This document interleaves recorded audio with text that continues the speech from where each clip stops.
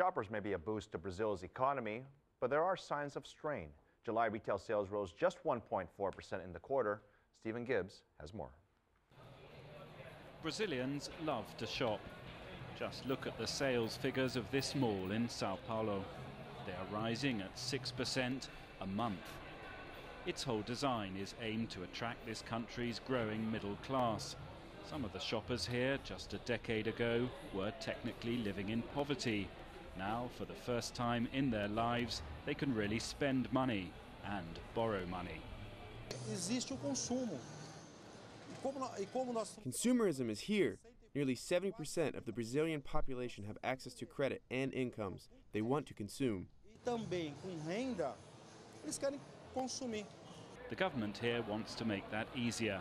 It's loosened rules on access to credit and reduced the taxes on things like appliances and cars.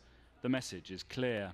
Millions of Brazilians, it hopes, will keep this economy growing by spending. Many are happy to do so.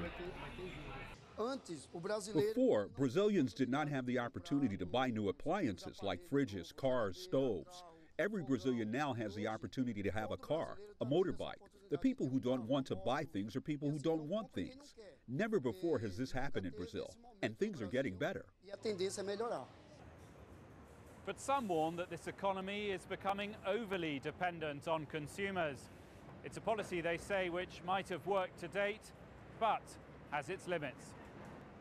You incorporated in the consumer population about 40 million people that were outside of it. They are still consuming, but they are not increasing their level of consumptions in a way which would be necessary to keep the whole economy growing. With exports and investment levelling off, Brazil may have few options left but to turn again to its people and hope they will fuel more growth.